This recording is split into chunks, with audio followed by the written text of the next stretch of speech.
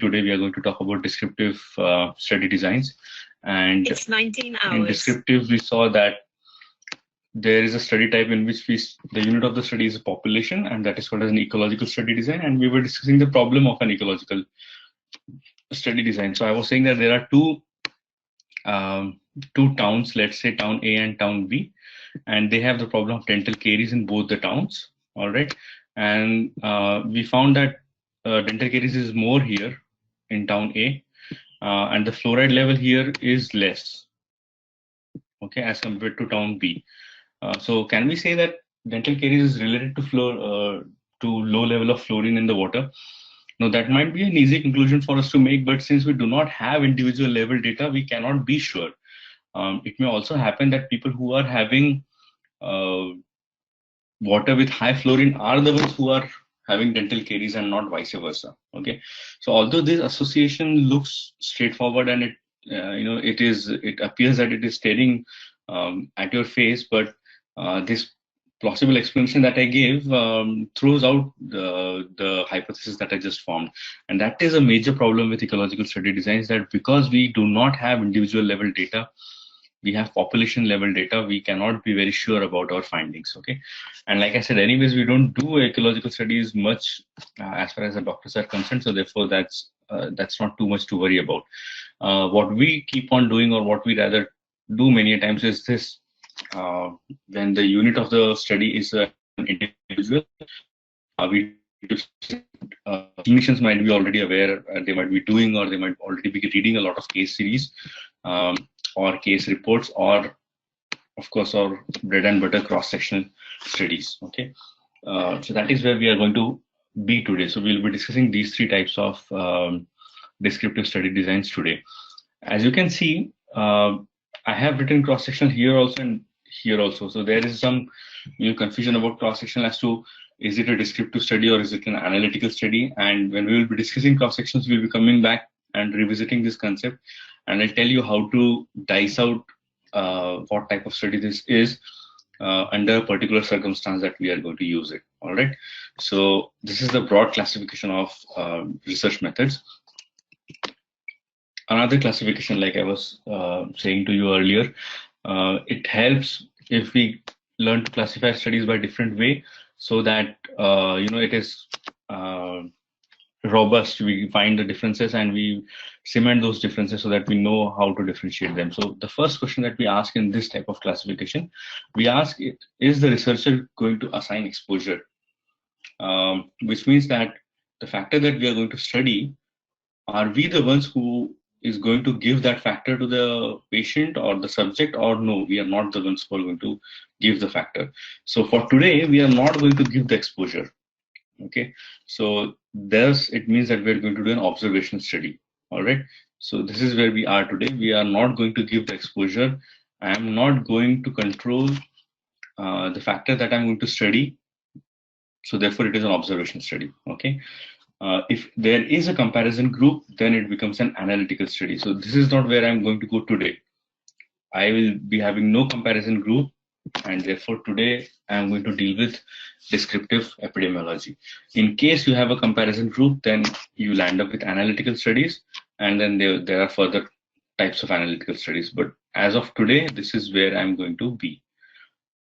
I'm not assigning exposure, and there will be no comparison group, and it is going to be a simple descriptive study. What I was saying earlier, probably because of the audio connection, you might have not heard it, that descriptive studies, sometimes people renegade them and say that they are not simple studies and not worth doing it. But I was saying that many times they will provide you answers before you even know what question to ask, and they are quick to be done, they are cheap, and they will help you when you have an ill-formed or you don't have a solid hypothesis to back your study. So they are good studies to do. All right, so the first type of a descriptive study would be a case report. So we'll start with case report. And I'm sure that almost everybody at some point or the other might have come across something called as a case report. It's essentially a report of a particular case which you found interesting, or it was special, or it was out of the box, or you had done some new technique and you want to report the findings of that. and that is called as a case report. We usually give detailed reports of the case for publication. It may be a new manifestation or a rare manifestation, and this basically to share your unique experience with your peers. Now, while you do that, please take care that you are not sharing personally identifiable information. Like if you share a case report, do not include the patient's name or address or any such personally identifiable information. So if you have to, you can just use some, made up names. You can use patient RM or patient XY or whatever, but you should not use the identifiable information of the patient and also the location and such details by which the patient can be tracked. All right. Another useful hint here in making a case report is that when you share photographs, many times we'll have to also give clinical photographs with case reports. Those photographs should not be identifiable. So, for example, if you're sharing a clinical photographs in which the patient's identity is compromised, you can identify the patient by his face or something else. That information should be withheld. All right. So please make sure that the patient confidentiality is not breached while we are submitting a case report. It's the simplest form of descriptive studies. I'm sure that you might have done it. And this is just an example: imaging and pathological features of gastric lesions of immunoglobulin G4 related disease. So they're reporting an interesting case about this disease, and they have also done some literature review with it. So that is an example of a case report. Next would be a common descriptive epidemiological method. The only difference between a case report and a case series is that in case series we have a group of cases. We have a bunch of cases which are similar to each other and they have some common patterns in them, and it may appear that they are part of a syndrome. All right, and that is why we report that case series. So they are a group of patients with a rare or uncommon finding. Many times, as I said, we do syndromic identification in this, and IDSP is doing a fantastic job in this, the surveillance project in India. We do syndrome identification, which means that if you have a bunch of diseases being reported and all of them have some clinical features in common, then that syndrome identification can be done. I'll show you an example of that. There is no comparison group, and therefore it is a descriptive study. And the classical example was, as I was talking to you earlier, gay men and HIV. So I was saying that this Kaposi sarcoma was a tumor which was affecting old black people in America, and it was a rare tumor. And here you had a bunch of white, young, homosexual males who were having Kaposi sarcoma. So there were a lot of things which were off, and that was reported as a case series. And of course, the syndrome was later identified to be AIDS, and we now know the causative organism and everything about it. So that was a classical example of a case series being reported. Here is the original PCP pneumonia case series reported. That is 1981. So they are reporting that period October 1980 to May 1981, 5 young men, all active homosexuals, were treated for biopsy confirmed PCP pneumonia at 3 different hospitals. So again, it's a rare disease which is manifesting quite commonly, and then the combining property of all these people were that they were homosexual. So there were some things which were falling in pattern, and therefore that case series was reported.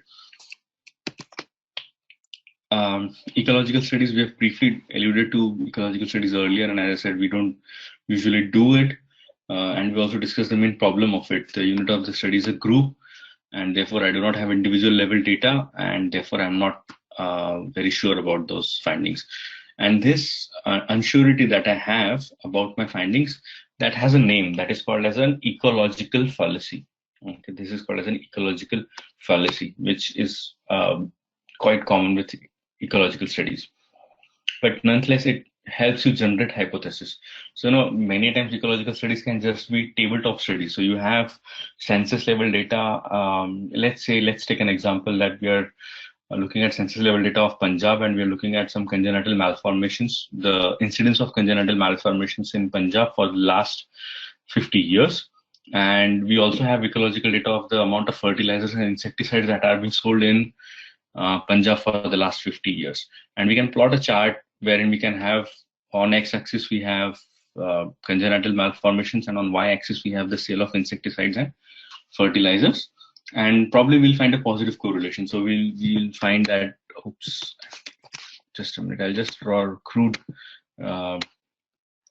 diagram here. So let's say that this is the line which tells you about the congenital anomalies, and this is the line which shows you about the insecticide sales, and I'll use something else.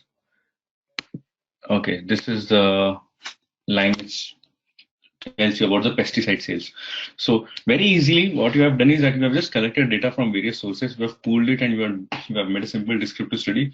And your hypothesis is that probably the sale of insecticides and pesticides has got something to do with congenital anomalies. Am I sure about it? No, I'm not sure about it because I do not have population level data, but prima facie it looks like there might be an association. So what should I do to be sure about it? I'll have to do a different study in which the unit of study is a person and not a whole group. Okay, somebody had raised his hand, but now that hand is down. All right, I think I've answered that question. Okay, so that's ecological study.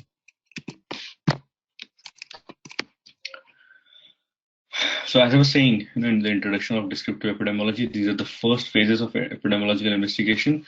Very important, I want you to remember that they generate hypotheses. They do not hypothesis. The difference between generating hypothesis and testing hypothesis, they will only generate hypothesis. Like this example that I took, congenital animal and pesticide. I think they might be related. I'm not sure. Okay, I'm not sure. So descriptive epidemiology only gives you a hypothesis. You'll have to do a different study to test that hypothesis. And as we go further in these weeks, we'll be studying more and more complicated study designs. And as we go further, you'll also hopefully appreciate how these study designs improve on one another and how they go on closing one loophole after the other. And again, if you go so far, you'll also appreciate that how all loopholes cannot be closed. There will always be some loopholes which will remain with a particular type of hypothesis. But as of now, I just want you to understand that descriptive epidemiologies will not test a hypothesis. They will only generate one for you. So these studies are concerned with observing the distribution of disease and identifying the associated characteristics. Like we saw in the earlier examples, all these studies, ecological case series, case report, all of these were basically doing the same thing. We were trying to see associations between two things. And all studies basically try to answer questions in three important domains. That is the time distribution, the place distribution, and the percent distribution of that disease. Because really, if this is a big elephant, imagine that disease being a big elephant. What we're trying to do is in blind, we're just trying to catch hold of some parts of that elephant and trying our best to give a description of what that elephant looks like. At this stage, because the light is very dim, we can't see that elephant, so we're just going to make a guess. And that guess has to be basically on these three things. So we have to study the time distribution, the place distribution, and the percent distribution. By the way, by no means this is a laundry list of things that can be studied in descriptive epidemiology. It of course depends on what is your problem, what is the disease that you have, or what is the epidemiological problem or public health problem that you are studying. So this is not a complete list of things that we do, but usually we start with this approach. Okay, so we start with TPP, time, place, and person. So the steps in descriptive epidemiology, usually we start with defining the population. This is important because when we define the population, it gives us the denominator. So I'll just write a D here for denominator. Then we go on and define the disease. Now, what is so great about defining the disease? Well, many times what happens is that for a clinician, a loose definition of a disease might help. But for an epidemiologist, if you're studying a particular disease, you want a confirmation of that diagnosis. So for example, when you do polio surveillance, you have that definition of AFP, acute flaccid paralysis, but you can't confirm a case of polio just on the presence or absence of AFP. So what do? We take a stool sample and we send to NIV, virology laboratories, and then we get a confirmation from them that, okay, is this a sample of polio or not. I think Dr. Suprasanna has already again raised a hand. I have unmuted you, doctor. So the slides are not correlating. Sometimes it goes back, and in between I could see a PubMed screen. Yeah, that's I mean those screens are there in the presentation, ma'am. I think there's a delay in between the slide Yes. broadcast on my side and your side, but the slides that Oh, you're seeing are meant to be seen. There might be a delay, but oh, you are seeing the right screen. okay, sir. Because even the diagram that you drew initially, I couldn't see, and suddenly it appeared. Already, yeah, I think there's a lag then. Usually this Okay. does not happen, but I don't know, this time it's Okay. go to webinar is creating some problems. Okay, anyways, thank you for pointing that out. Yes. Okay, so as I was saying, defining the disease, it's important because we need a confirmation, and I was talking about the example of polio. So just I can't say that a person has polio because he has got acute flaccid paralysis, so I'll need a laboratory confirmation. So that is how I define the disease. So the definition of polio for me is that the child under 15 years of age has got acute flaccid paralysis, and his lab report has come positive for one of the two strains of polio that is circulating right now. Okay, so that is how an epidemiologist would define that particular disease. But if that kid goes to a pediatrician, not he is coming from an area which has got polio, so AFP is good enough for him. So he says that okay, I believe that you have polio, and I'll treat you for polio as such. Okay, so that is why we need a precise definition. Of course, I think it's self-explanatory. Why do you need a disease definition? If you do not have a disease definition, you may include or exclude a lot of people who have or do not have the disease, and your study might simply get merged. So therefore, it is important to define the disease. Next, as I was saying, we take the time, place, and person distribution, and I'll be showing you the factors that we usually consider in this distribution. We measure the disease by surveys, and if this is a population study or this is a population survey, we will employ lay health workers for data collection for the disease. Then we compare that prevalence of the disease with known indices that we have, and we determine the trend or the aberration that this particular disease is having with the pattern that we already know about it. So say for example, if we again go to a village and there are reports that 3 kids have acute flaccid paralysis in the past 3 months, we will do the TPP, the time, place, and distribution study of those people after doing the basic survey of that village. So we'll define the population, who is at risk, how much is the population of the village, how much is the population of the children who is under 15 years of age, and then we'll define the disease. What is the disease that we're interested? So we're interested in children under 15 years of age who are showing symptoms of acute flaccid paralysis and whose stool samples will be positive for these two types of viruses. And then we will study the time, place, and person distribution, and then we'll compare. So when we'll compare to the past year's record, we'll see that there were no cases for AFP. So of course, this is an epidemic now, and then we'll get more answers from there. But when you don't know anything, then this is a place to start. It's a good place to start, and that will give you a hypothesis. So the hypothesis in this case would be that there's probably an epidemic of acute flaccid paralysis, which may turn out to be a epidemic of polio. So one of the most important tools in the armamentarium of descriptive epidemiology is the spot maps. Initially, it was not used a lot, but thankfully, to the work of Dr. John Snow, it has been popularized now. These days, we have fancy spot map making software, so you can actually, health workers have their mobile phones with them, and they can upload live GPS coordinates for patients' households or whatever it is that they are studying. So the spot mapping has come way far from its initial days, but this is the original spot map that Dr. John Snow had made for cholera at the London Pump House.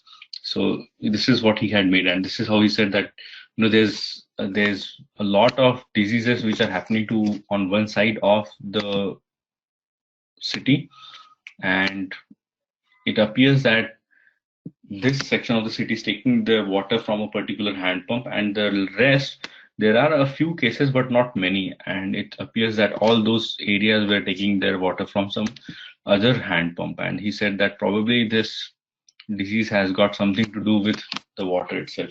And at that point of time, the leading hypothesis for cholera was that uh, it is a disease which is caused by miasma, that is bad air. So we do not have a good hypothesis, but Snow had this, that this is probably related to water, and that hypothesis worked. So purification of water started, and the disease came down. So that was how the journey for spot maps has started. And of course, like I was saying today, it is much more complicated and much more advanced making of spot maps.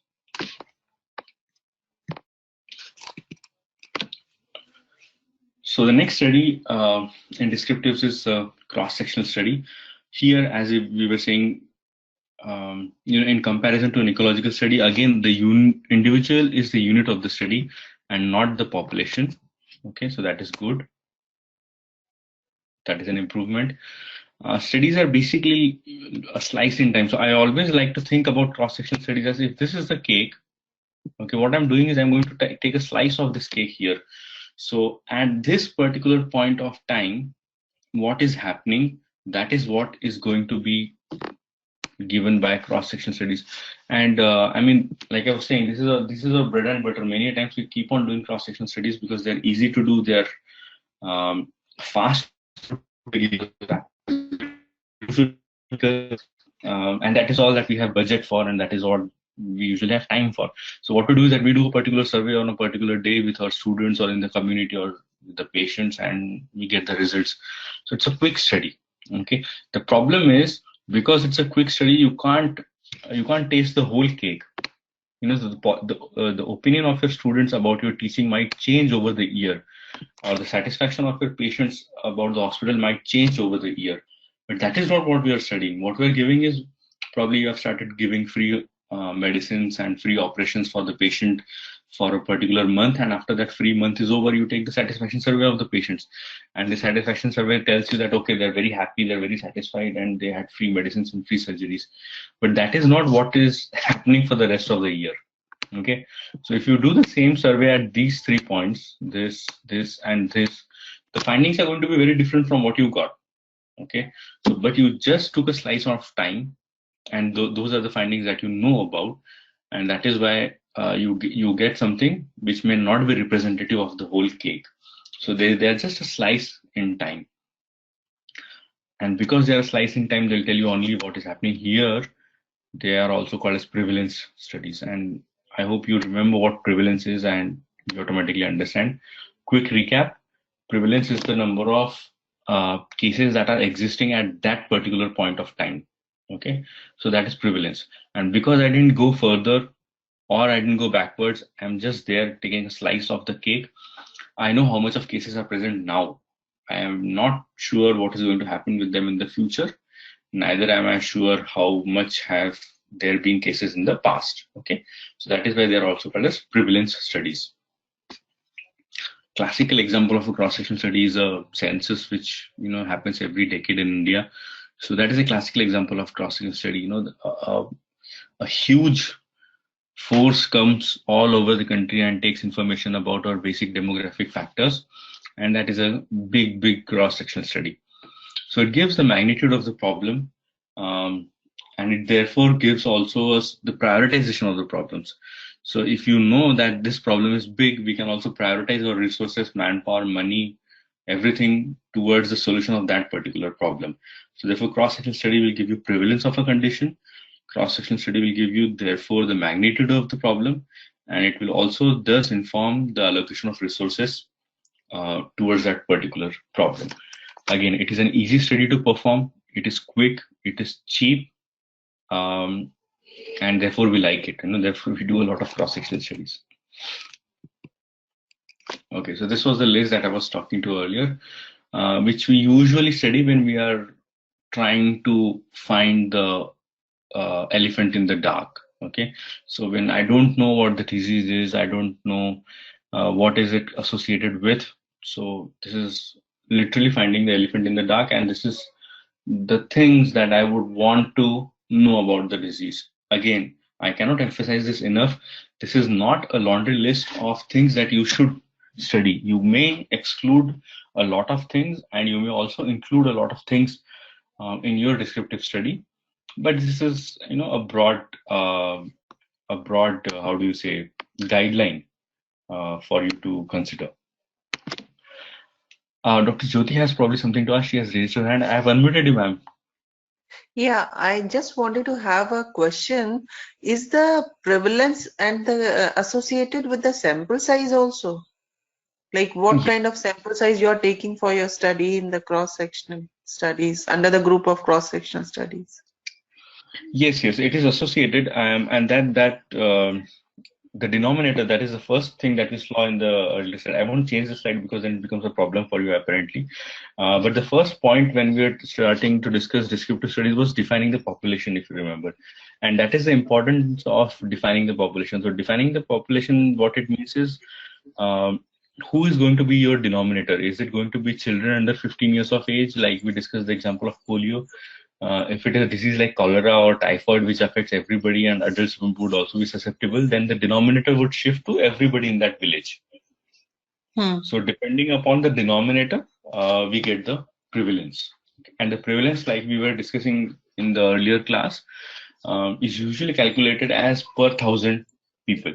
In fact, good that you asked this question. There was some confusion about that formula of prevalence that was shown in the slide. And I said that the usual would also be represented as 10 raised to the power 3. So somebody had that confusion also, no? So that what is 10 raised to the power 3? 10 raised to the power 3. I was the one. Okay. So 10 raised to the power 3 is 1,000.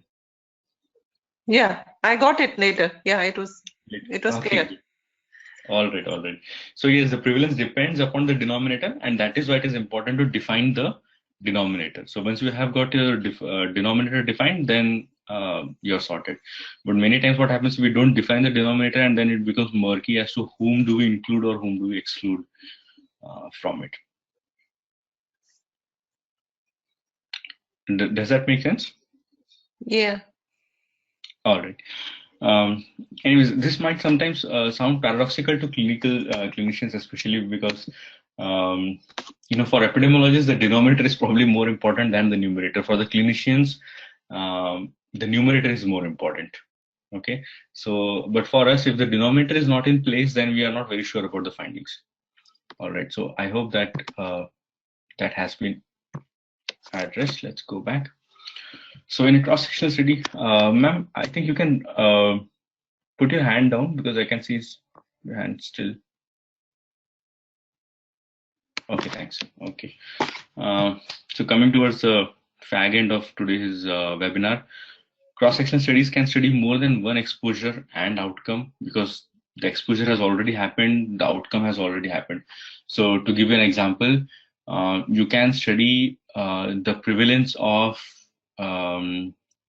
let's say, moles on a person as well as the prevalence of psoriasis. So you are doing a dermatological survey and you were trying to do a survey of psoriasis, but then somebody said that, you know what, we have a lot of sun exposure and probably we should also do a survey of moles on a person's body because we think that they might turn to melanoma or something like that.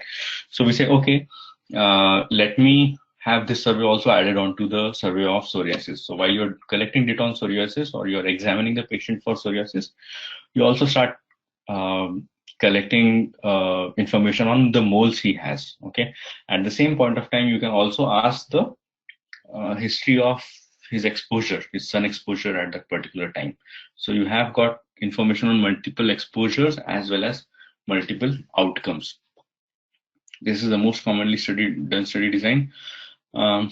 If you keep on repeating cross-sectional studies, you get a pseudo-longitudinal study, which means that it's not a exactly longitudinal study, will not have data points at various points very frequently, but you get a sort of, let me draw a cake here again. I'll have to get my slate working because it's much easier on that. So you do a study here, you do a study here, and then here. So let's say that this is your patient satisfaction again. So here the patients were very happy. Okay, and then here they were not so happy here. Again, they were very dissatisfied here. They were somewhat happy here, and then they started again becoming happier. So all along the year, this is not a study which continued for the whole year. So we have here 1, 2, 3, 4, 5 studies done, 5 cross-sectional studies, but still we have a rough estimate. Bias means that people who will reply to your survey are of a particular category. There might be teachers' pets, so they will respond to that survey, and people who are typically aloof, or they are not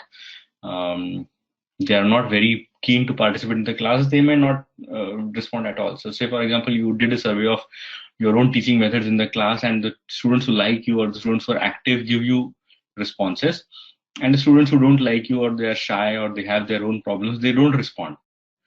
So again, the finding of the survey might be that, okay, it's fantastic, everything is going well, but that might not be the real impression of what is happening. So you can have either people not responding to the survey, or a particular section of the population is going to respond. So that might be also a problem with cross-sectional studies. Okay, so examples where these kinds of studies are done, we have patient satisfaction surveys. If you want to know the prevalence of a condition, or you can do repeated cross-sectional studies to see changes in existing health scenario, utilization pattern in health services. We usually do that. Data collection in cross-sectional can be done by post, email, or a house-to-house survey, or mass communication medium, but usually we do it in by questionnaires. Okay, that is the most commonly done cross-sectional study that at least we do in India. Okay, if you do it by post or by email, the response rate would be even more, or rather even less than a person-to-person survey. So I think I'll have to stop now.